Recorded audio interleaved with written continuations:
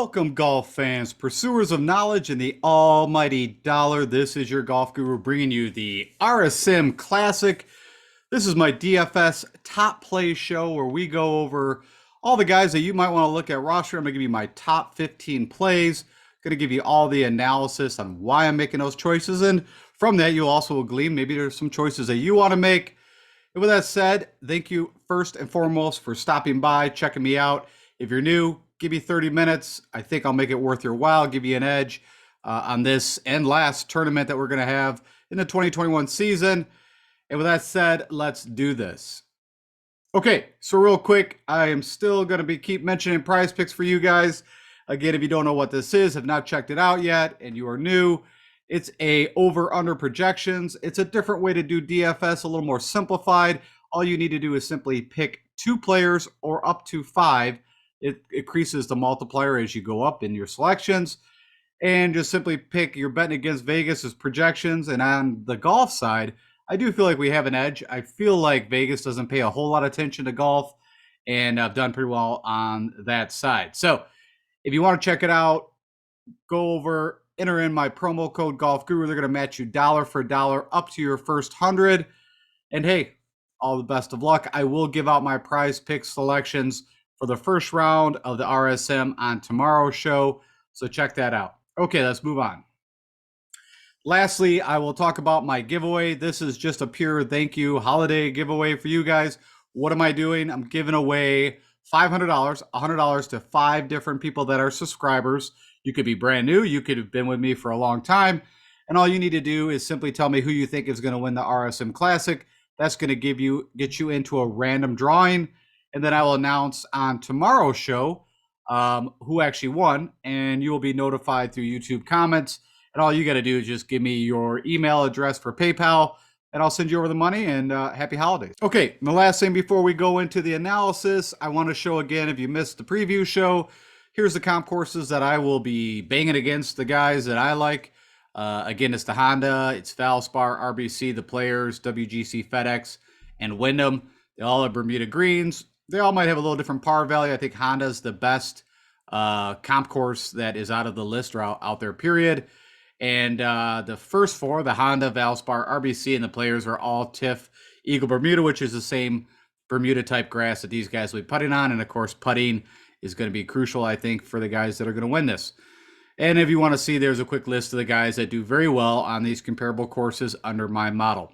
All right, if you want more information on that, go check out the preview show. Let's go jump over an analysis. Okay, I've jumped over to Fantasy National. This is where we are going to do all the analysis and dive into the details on why I'm picking the top 15 guys I am. This is a focus on DFS, GPP, large tournament picks, but you could use these guys, I think, across the board. I think they're going to do well, or will not be selecting them. Also, this is focused, you're going to be seeing DraftKings pricing, but you can use these same plays within FanDuel, within Yahoo, whatever you're doing. And what are we simply looking at? We are looking at the last 12 rounds or 3 tournaments that these guys have played. Build a mini model here, focusing on good drives. As you can see there, this is the guys that hit the fairway and then hit the green on their approach. Of course, approach, putting. You got 9 par 4s between 400 to 450. There's 12 par 4s in all, but there's 9 specifically at this yardage. So I think that's a lot, and want to see how the guys do at that depth for a par 4. And then last but not least, at 25% almost, so the proximity shots coming in, 150 to 175. We're also going to look at birdies. Of course, target score here. I think the lowest is 22 under, but of course 19 under is what's been the last 3 times. So they're going to have to make a lot of birdies. And you're going to see here recent results, tournament history. Okay, with that said, I don't know if I already stated this, but there is no filters turned on, because if I put a filter on, it's going to pull up older data, and that's why I want to keep recent form. Okay. So right at the top of the price tag on DraftKings, you've got 10-9 for Scheffler. You got 10-9 for Webb. Out of those 2 guys, who I like better is Webb. It purely comes down to the putter. You know, Webb has been playing pretty good golf. And in the history, Webb Simpson has always been known that he's going to really do well and had chances to win whenever it's a shorter course and it's Bermuda. And if you go look over his career, that's typically. So if you look at tournament history, Scheffler had a T5 here last year, or actually 2 years ago. You know, good tournament history with a second, a third. But I do feel, and you guys heard me say this about Webb, I don't think he's optimal Webb Simpson. But we've seen spurts of where he can go low. So if he puts the whole round together, easily could win this tournament. If I click on Webb Simpson, and just so you know, all these guys are good putters on Bermuda. You can see there's kind of a new, I don't know, face, and I kind of like this because this is looking at the last 12 months. It's giving you average driving distance, accuracy, green and reg, and putts per round. The one that we're kind of, that I'm going to keep my eye on is this driving accuracy. Most of the guys that I'm picking are 60% or higher. Again, I told you that's key. It's not about distance. It's about accuracy.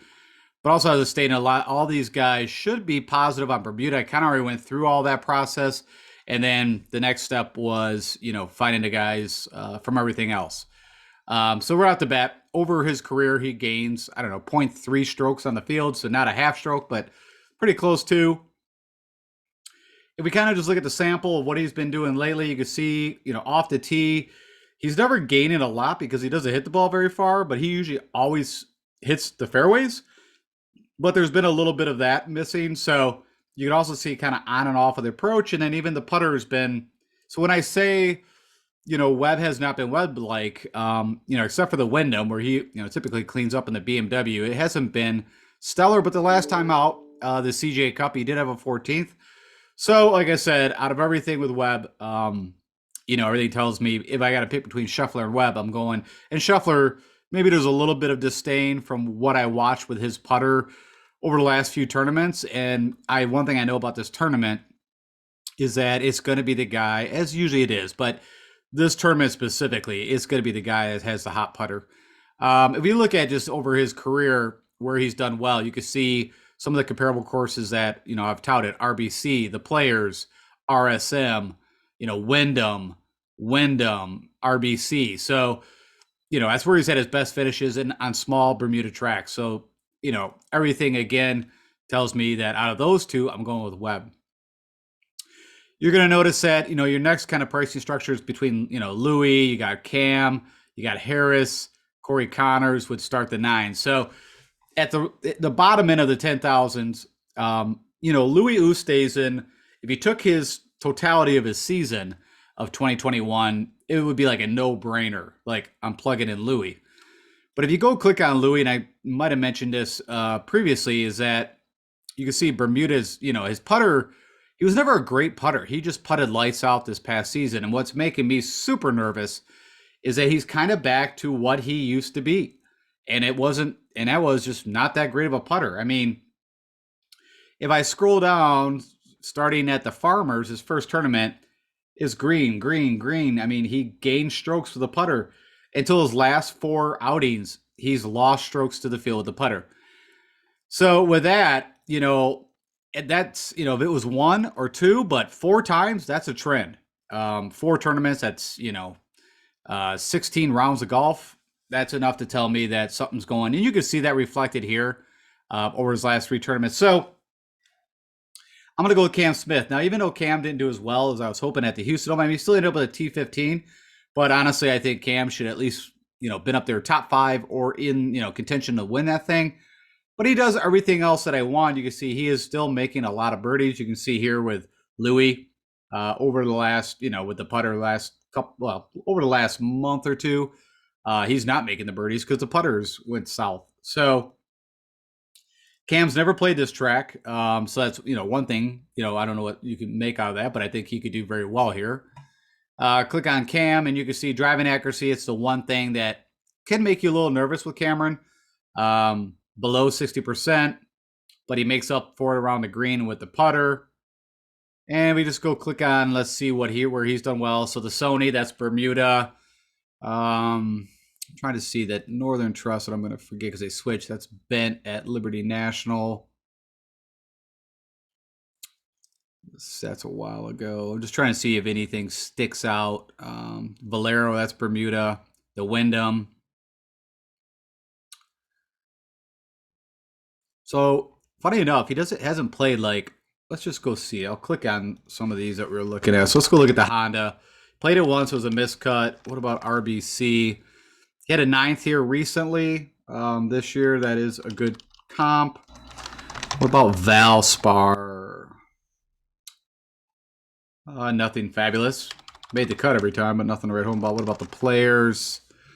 He had a 17th just recently. When I say recently, within this season. And what did he do at St. Jude? He had a 5th here at TPC Southland, so that's good. Good similar track. And then Wyndham, I think I saw, it's been a while, but he had a 7th back in 2017. So, like I said, it's one of those things where I honestly believe who wins this tournament is going to be not somebody in the upper tier cost. And I actually like more of the guys like in the 7,000 range, even some in the 6,000 range. That's just my thoughts on this tournament. I think this is one of those tournaments that if you took everybody, put 156 guys on a wheel and you spun it, and whoever came up, to some degree, you could make an argument that, oh, that makes sense, or I could see that, or no shocker. That's just this kind of tournament. All right, moving along. Harris English. I'm a fan of Harris English. He's local. He's, played this tournament a bit, and, his best showing was 2021. He had, a T. So last year he had a T6. Okay, so if we take a look at Harris English, you can see over the last 12 months, good on driving accuracy. Anybody over 60%, you can feel really good about the driver. Typically gains almost a half stroke, we'll say, on the field. When Bermuda, typically he's a really good putter. But the last time we saw him at Shriners, when he lost 6 strokes to the field with a putter, that was crazy. And you can see he's been kind of on a downtrend with the putter. So a little bit of that. Off the tee has been a little wayward. Approach been on and off. So with all that said, yeah, I will be passing on Harris. And I'm going to land on Corey now, even though it's been a while since we've seen Corey Connors, since the Shriners. It really comes down, and so what the little difference is yes, Corey's not a good putter, but we're going to go talk about that. But you can see pretty good course history. He's gotten better every time he's played here. A T10 last year. The one thing the guy does is he doesn't hit it far, but he hits it very accurate. He's just solid. But this is what's interesting with Corey Connors right now is out of this field over the last 3 events he's played in, he's ranked 31 with the putter. And so the notion that, Corey Connors is a terrible putter, he's not great, but he's been better. If we look at the last 12 months, his driving accuracy is probably elite. Like I said, it's 70%. Green and regs, 70%. So tee to green is amazing with him. Putts per round, that's a little up there. But you can see Bermuda is not his worst surface, POA would be. But this is what I thought was interesting is, his last outing on Bermuda, he actually gained 5.5 strokes. Funny enough, it was his irons that, was what cost him. And then if we look at a sample of where he's had his best finishes, Valero is Bermuda, Sanderson Farm, Bermuda, API, Bermuda, Sony, Bermuda, RBC, Bermuda. I think even this Zozo, it was past Palm, but that's as close as to Bermuda as you can get. So, all I'm saying is where he does have his good putting rounds, it has been on Bermuda. So with all that said, I'm going to jump to Corey Connors and kind of pass on Harris or Louis. I'm skipping Joaquin Niemann. Again, you just see the putter, and that's about the simplest I will say. I'd rather have Russ. Russ has been pretty hot. And what's been going on with Russ, if you've been watching a bit of the golf, is that he'll have 3 really good rounds and then 1 terrible round. Or he'll have, a great Thursday, a bad Friday, a great Saturday, and not a great Sunday. Like, he just hasn't put 4 days together. But he's been due to break through. I mean, even, I'm kind of blanking. I think it was the U.S. Open or was it PGA? Let's go look. Where he was actually leading, I believe it was on Saturday. So that would have been the U.S. Open. Okay, just wanted to kind of make sure I was correct on that. But anyways, you can see, amazing over the last 3 tournaments he's played in. The driver's awesome. Approach is awesome. What Russ Henley used to be known for is one of the better putters on Bermuda. You can see the putter has not been where it needs to be, but everything else is perfect. He's making birdies. He's done okay at this place. He had a T6, a T10, a couple of miscuts, and a T30 last year. And then let's go dive into Russ. So you can see driving accuracy, almost to Corey Connors, 67%. This putts per round is a little higher, but if we go look at, over his career, the one surface that he typically does really well on, as I was just stating, is Bermuda, where he almost gains a half a stroke on the field. And if we go click on where he's done his damage, so that's, the Houston, that's Bermuda, the Honda's Bermuda, the Sony's Bermuda. The John Deere is actually bent. There's the Honda again. He had a third recently. Trying to see any others. Yeah, RSM. So a lot of this is Bermuda. I mean, you could look at, gaining 12 strokes. That's crazy. Gain 12 at the Sony. So yeah, if he gets, half of what Russ Henley could do on Bermuda with the putter, he could do really well. Okay, trucking along. Alex Noren, I can't do it with what I'm seeing there. Yes, good putter. Now, if he gets this a little bit better, because I've had some people think that maybe Noren could win this thing, but I'm terrified of those numbers. The Gooch, I looked at long and hard. I've told you guys when I'm on someone and then I get off them, it seems like that's when they'll come through. So he could be a great pivot play. I think he's fine tee to green. If we just go look, I'll tell you, I guess the summary of why I'm not picking Gooch is this putter. And I also got to watch quite a bit of him and watching the guy just miss putts that I don't know how you miss. Kevin Kisner, I think, is just so interesting why he's at this price tag. I get he had a win at the Wyndham, which, what was that, right after TPC Southwind, where I think he also showed up? Yeah, well, he actually didn't show up. But, he had a rough go here this year. He had like 4 miscuts in a row, 5 miscuts in a row.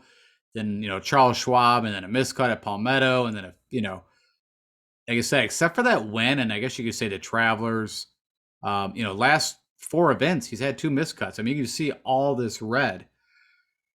So for that price tag, I get it. I get that, he's local. Everything does make sense from a course history, but 9,200 for, I mentioned this before. Do you want to go with just pure course history and the guy's playing terrible? I'm not going to say he's playing terrible. He's not playing good. Or would you rather go with someone that has amazing recent form and from comparable courses can do well? I'll take that all day long. Adam Scott, he's just been back and forth. The T2, a miscut, a T5. So it's all about the driver. And, will he club down? Yes, I'm sure he will. If you look at everything else, looks really good. But it's also the putter. For me, it's just too sporadic. Keegan Bradley, like I said, I'm not looking for the ball striking guys. Justin Rose, he can get really hot with the putter, but everything else has been pretty rough. Max, I can't do it, man. The putter's just been terrible.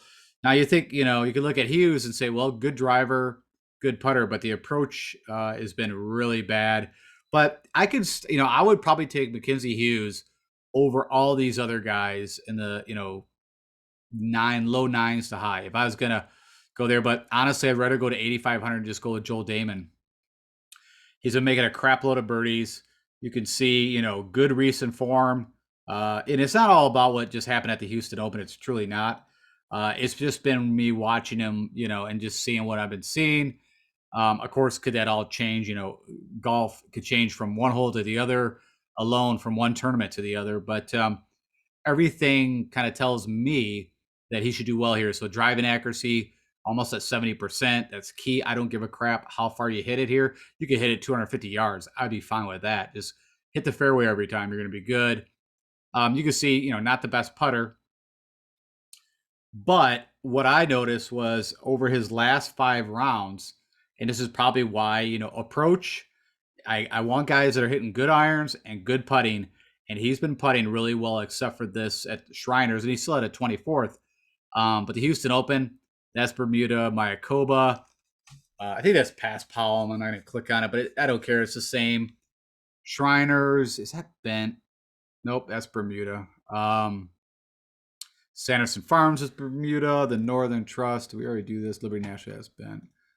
So, but anyways, and if we go look where he's done well, of course he won Corrales, which is crazy. Feels like that was a couple months ago, and it was all the way back in March. Wells Fargo, this was a while ago, but that's, Quail Hollow, that's Bermuda. The John Deere, I believe, is bent. Yep. And then let's go back to that. OHL, again, that's Mayakoba. Greenbrier, shorter track. Corrales. So he does do pretty well at Corrales. Wells Fargo. It's kind of odd that he does well at Quail Hollow. I don't know why that is. His game should not suit Quail Hollow, but hey. So, anyways, I really like Joel Damon. Of course, you can see my model ranks 1. That's not what it's all about. It's when I look at this, it's take the analytics and take what the eye is seeing, merge that together, and that's the guys I'm going with. I don't, there's certain guys you're going to see that the analytics are saying, "What are you doing?" And I'm still going to go with what I gut feel and what I've been seeing. All right, Brendan Todd, same thing. He hasn't been playing that great this year. Of course, okay course history here, but I liked what I saw at Mayakoba.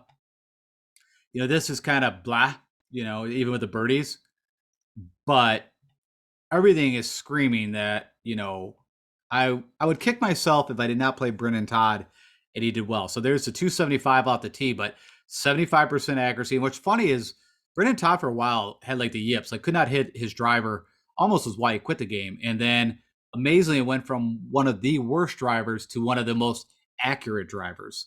So that's crazy. You can see he gains over a half stroke on Bermuda over his career. And then we see, he had a good showing at the Wyndham, great comparable course. He had a good showing at the Mayakoba. We don't know how that all baked out because we don't have the stroke gain analysis. But if I just simply click on here where he's done well, he had that back-to-back wins. I almost had 3 wins in a row. I believe the other one, it was another kind of vacation island course. But anyways, so these are all short. You can see RSM, RBC, OHL again. I mean, tracks that I always said it even about Kevin Na. If Kevin Na was in this field, I'd probably have to play him, even though his driver can get a little wayward. But I like Brendan Todd, so I'm all over him. Mito Pierre, again, solid tee to green, just horrific putter. He's plugging along, but for 8,300, I like Mito Pierre as a play when it's a little longer course, and he's in the 7,000 range. So I'd rather go to Seamus Powers. I think you can see. I think projected ownership is going to be a little off because he had that miscut. But you can see other than that, these 3 in a row, top 20, 50, top 12, T11. He has also not the greatest course history here, but Seamus Power one time, was not that good of a golfer. But he's really improved over the last year. We go click on Mr. Seamus. Accuracy is good. It's over 60%. That's key. He does gain on Bermuda. The putter's been kind of on and off. I mean, hence that's why he missed the cut. Pretty much was lost 3 strokes with the putter, lost a stroke with the iron or with the irons. He kind of flipped it here, but when he puts it together, you can see won the Barbasol, 8th at John Deere, 8th at Rocket Mortgage. Already had this amazing run for a bit there, and he's kind of coming back. So again, Corrales, RBC, John Deere, all short tracks. The Rocket, it's not super short, but it's not complicated and it's not that long. Bermuda, just kind of scrolling through. A lot of these are Bermuda courses, so it just is kind of interesting. But I like Seamus here. Why not? Johnny Vegas, I'm probably, again, maybe a little bitter on just how terrible. He had a terrible Sunday. He also putted terrible. That's typical Johnny Vegas. So I don't need your long driver. I just don't need it. And I need irons and putter, and you don't bring that, so I'm out. So here's one right here. So you can look at the analytics over his last 3 tournaments for Chris Kirk and be like, what are you doing? You can see the birdies are down. You can see, technically trending in the wrong direction. But, if you look at now course history, he's actually won here before. He's actually, I think, 3rd on the most birdies ever on this course. He's got a T4, a T46, a T18. And then we just go click on Chris Kirk. The driving accuracy is up there. He's got a little more pop, but 65% almost. He does gain on Bermuda. It's not a much, but he has over his life gained. And also, we don't see the analytics here of what happened the last 2 tournaments. But if you look at the CJ Cup, which that I believe it was Ben. I thought it was Bermuda. Well, let's just go click it this way. So Charles Schwab, I think that's bent. always throws you off when a Texas course is not Bermuda. But RSM, of course, I mentioned he won back in 2013. The Sony's Bermuda, Sanderson Farms, back to the Sony, the Houston, RSM. This didn't show up, right? That win didn't show up. This is one of those things where you see Chris Kirk leading after day two, and then they come out and say, yeah, he's played here 10 times, and over the past 5 times he's won. He's, top five, because what happens is a lot of people just look at the most recent kind of course history. And so you got to look a little further. So that's it. He's a horses for courses play. He's not an analytics play. And also, he's a better golfer than what this is showing. So I'm on Chris Kirk. Out on Kuchar, just not enough. That, again, local Simmons Island resident could do great here. Charles Howell, past winner, could do good here. Brian Herman, no, you just haven't done enough for me. Danny Lee, you know what? I mean, I like Danny Lee on tough, long courses. That's where I like to play Danny Lee. Patrick Rogers could be an interesting play. He had a second back here in 2009. Maybe that was when there was a huge playoff of like 5 or 6 guys at a T10. I looked at him. I have no issue with playing Patrick Rogers. Let's go click on him. I'll click on him for you real quick. This makes me a little nervous, the driving accuracy. He does game, over life of his career on Bermuda. Let's go see what he's done, some of his best. So there's that second at RSM back in 2018. John Deere, Wells Fargo, trying to find Bermuda. That was recent. Where he popped up. APIs a while ago. There's RSM again. So yeah, you can make an argument for sure. Patrick Rogers, Jason Day, nope. Kevin Streelman, nope. Matty Wallace, for whatever reason, man, he's had a ton of birdies, but it must have had a ton of bogeys with it. I think I only played here once. I thought he did all right here one before. Anyways, the next guy I'm falling on is 7,500 is Adam Long. I was all over him for the island swing. That's just where he's popped and almost won. But he's been playing good golf. A T11, T22, a T25. A lot of these on Bermuda or past Palm. A T29 is Sanderson Farm. He's done okay here, a T30, a T35. I just feel like he might be just a fall swing kind of guy. It might not be an island thing. It might just be the fall. But you can see driving distance, not great, but the driving accuracy is exactly what I want. He's actually a pretty good tee to green player. It's typically the putter and even I think around the green where he struggled. But, it does show positive, but it is barely positive. But this is what interested me was that putter has been gaining, where we can see it's been gaining 2 to 3 to 5 strokes. I like that. You can see his one win is at the Amex. That's a short track. And it is Bermuda, which, again, that's in California. So that throws you off, too, whenever you get you think of POA every time you think of California. But anyways, you see Mayakoba, a couple of Corrales, API, the Houston, that's all Bermuda. The Schwab, we already know, well, they've kind of mixed that around. So they could be different, but I think the most recent, or wait a minute, that's not right. I was thinking the Byron Nelson. Colonial's bent. Yeah. Short track, though, so you could look at that. Anyways, I am on Adam Long. I like him. Luke List, had a good showing, of course, at the Houston, and that's the course that I'd want to play him. He's still good. I mean, I've always said it. I think him and Corey Connors are kind of similar, but you see the driving distance. If you need the distance, he's there. The accuracy is not that great, and it's the putter. And you could see, again, if he could have just went neutral, he would have won that tournament. It's all he needs, just not lose 6 strokes. Robert Streb, again, couple things. Of course, he's won here twice. You can see, not that great on the birdie side, but good driver, good putter. 2 things you need. Approach is kind of had a good showing at the Houston, but also on Sunday, I think he shot or tied the lowest round on Sunday with a 65, where everybody else was like, just puking all over himself.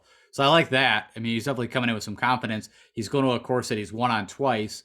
You can see driving accuracy over 60%. Typically gains on bend, but really is not a whole lot of difference on any of those. It's all kind of neutral. And you can see the 2 wins at RSM, Greenbrier, Old TPC White. That's a short track. And again, I even look at the dates. I don't really care. I'm just trying to see what pops on anything else. Typically, Streb is not a guy that, I talk about too often. The Honda, yeah, where was that at? I just saw it. That's way back, but had a good showing there. Um, but I've seen it over and over time again. Do not count out guys that have a really good course history. And he's been playing good. I mean, good recent form. For Robert Streb, that is good form. That's great form. Um, and also going to a course that he's won on twice. I mean, I'm shocked. I think he's got more of a reason to be priced at 9,200 than Kevin Kisner. That's my own personally. He's got a better course history at this course than Kisner. I know Kisner's a bigger name, but Robert Streb, like I said, I'd put his course history against Kisner any day. All right, moving off that topic. Going to kind of start moving through these guys kind of quick now. Griot, you've just been terrible. Then he withdrew the Houston Open for I have no idea why it was not stated. Hayden Buckley, it was actually a toss up between him and Alex Smalley, and I ended up with Alex Smalley, but I'm gonna have Hayden Buckley in my GPS lineups. I can only pick 15 guys. I don't want to pick a ton of guys for you. I like Hayden Buckley. Just not enough past. Also, you see, at T71, but good form coming in. Everything looks good with Hayden Buckley from a model standpoint. I also don't know him well enough. I haven't seen him play enough. But everything from a modeling standpoint lately says he should be good play. Lanto, no, I'm pissed at you. I think you shot like 8 over on Sunday at the Houston Open. Sebastian Munoz, this is typically my brand, my flavor. It's the guy I play all the time. I'll probably bet him first round leader. I always do. But the guy's just been so volatile, as you see. Miscuts, a T4 is like the last thing. I mean, he had just a real bad run. But I think he's had a third here. So there you go.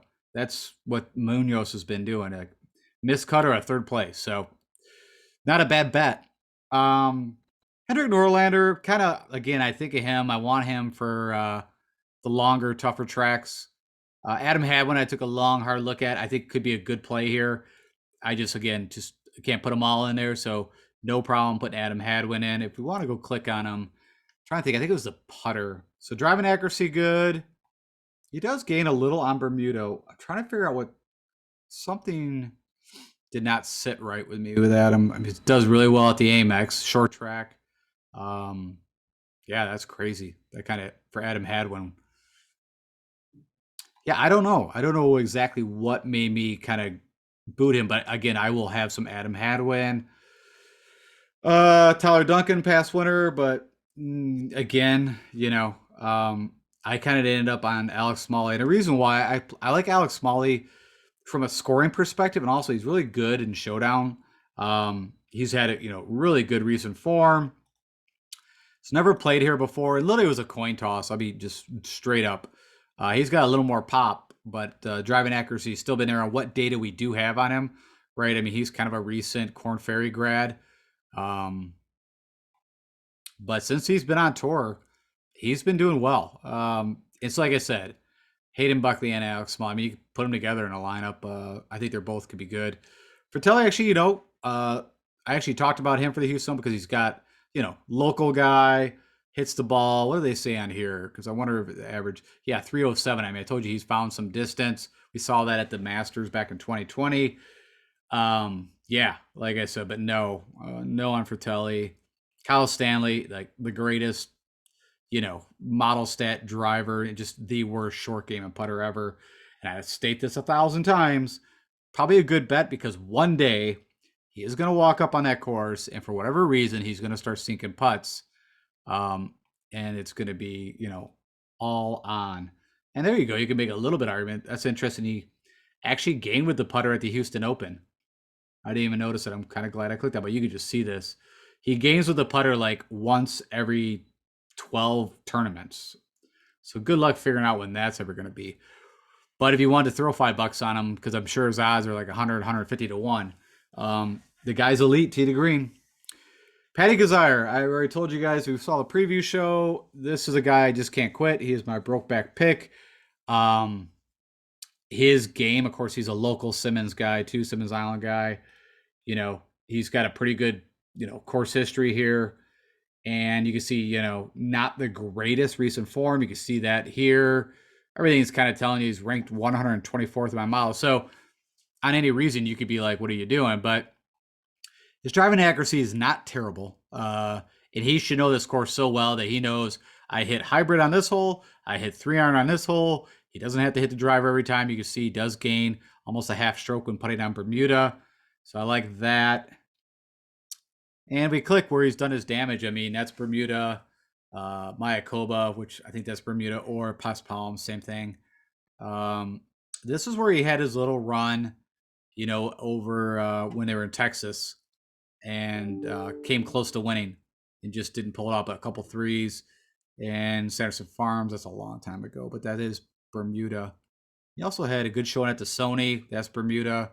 So he had a good beginning of his 2021 season. Valero had a 9th. I mean, the guy was just knocking at the door. So I'm still there with him. I mean, I have cooled off on him a bit, but I think going to a course that it just fits what he does. I like. And then I think 2 more guys for you. And you're going to see I got quite a few guys down here. So Brendan Steele, if you look at course history, nothing too great at a T20, but some decent form. But he just does what I like. And we go click on Brendan Steele. You see he's got a little pop in the bat, which you would not think, but he does. Driving accuracy is close to 60. And if we go look at where he's done, of course, the safe where the Fortinet has won twice. Valero is a long time ago, but the Zozo, that is a pretty good comparable course. And I'm pretty sure it might have been bent. I think it was bent greens. But good comparable course. And that's where he's had his best last round, I guess you could say. Let me click on that again. The Sony, the Amex, the Honda, the Sony, the Honda. So it just keeps coming back that the courses that I want to see him where, I'm looking at, he does well on. So I like Brendan Steele. I'm putting him in for $7,000. I kind of feel like that's a bit of a bargain in this field. I mean, you've got, it's a little top heavy, right? You got like 6-7 guys that, big names. Then the rest are kind of, Ches Reavie, just, should be really good here. And for that price tag is not bad. I'm trying to figure out why I was off on Ches. Oh, the putter. I think that was it. I think I went and looked at the putter. But you can see maybe the most accurate next to Brendan Todd out of this whole field. So he's going to find you fairways. Yeah. I mean, just terrible with the putter. So no, thank you. I guess go with Kyle Stanley if I'm going to do that. So my last guy I'm going to talk about is Denny McCarthy. I put a bet on him. I think he's 120 or 130 to 1 or 110. It doesn't matter. It's over 100. I think he's a good bet. You can see I'm shocked he's at this price tag. A T11, a T15, a T39, a T17. Over his last 5 events, that's pretty impressive. And he's got a T8 here. He's got 2 made and 2 miss. But he does everything that you want. He's a really good driver and a really good putter. Well, I should say back. Usually, he's pretty good off the tee, but he can also get a little wayward. But you can see driving accuracy over 60%. Gains a shitload on Bermuda, almost a stroke. So you can't argue that.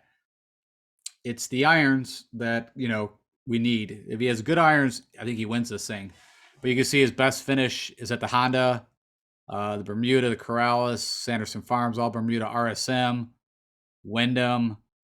So this course fits him. RBC, everything says from a comparable course, it's like an A+.